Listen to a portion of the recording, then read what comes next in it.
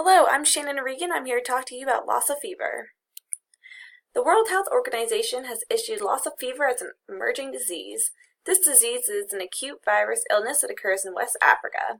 The single-stranded RNA virus is part of the Arenavirinae family and is transmitted through two direct methods, human to human or animal to human via contaminated multi-mammat rats. This virus is most commonly found in poor communities with little sanitation and areas that are overcrowded. If an individual becomes infected with the virus, they will show symptoms within 1 to 3 weeks of exposure. Symptoms are typically mild and are hard to diagnose. Mild symptoms include fever, weakness, and headaches.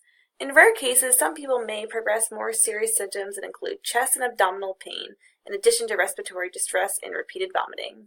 Extreme cases may lead to death due to organ failure. Multi-mammat rats are most commonly found in savannas and forests of West, Central, and East Africa. Because of this, it is no surprise this is where Lassa fever is geographically found. Humans typically become infected by inhaling or injecting contaminants of the rat, such as coming in contact with soil or food where rats have defecated. Individuals may also become infected by consuming an infected rat as a food source. In addition, contaminated soil can also affect humans with open sores and cuts, which may lead to infection. Person-to-person infection can also happen via skin contact or fluid excretion through sex, needle sharing, and blood, in addition to many others. Only 1% of individuals who become infected with Lassa fever die from the illness. However, as you can see in this chart, the amount of death per year is increasing every year, but can also bounce back and forth, as you can see in 2015 when it actually looked like it decreased for a little bit. Lassa fever is associated with occasional epidemics in Western Africa during which the case fertility rate can reach up to 50% in hospitalized patients. This means serious action needs to be taken to reduce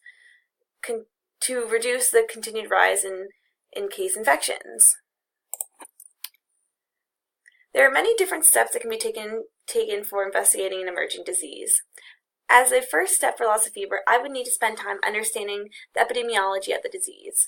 For example, at points in time there can be an epidemic outbreak, and as you saw in the last chart, it seemed to go down and went back up. I would need to spend time reviewing this pattern and understanding the exact characteristics of an ill patient and why they were more susceptible than others. By collecting this patient data, it will provide important information considering the descriptive epidemiology features of the outbreak. After I've collected a large cohort of patient data, I would then generate a hypothesis to why case prevalence seems to go up and down. This could be weather-dependent, food source availability, or a mix of other characteristics. Once I've spent time generating a solid hypothesis, I would test via a research study. I would have to determine which type of research case would be most applicable for this disease. For example, I might want to think about using a retrospective study to go back and further review other types of weather patterns that may have affected food crops as a reason to why more people may have been eating rats during a certain time period.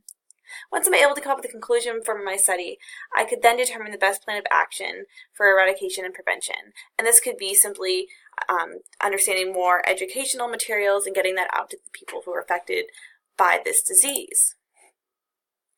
Thank you for this presentation, and you can contact me with my email address located below. And here are references that are provided for your review.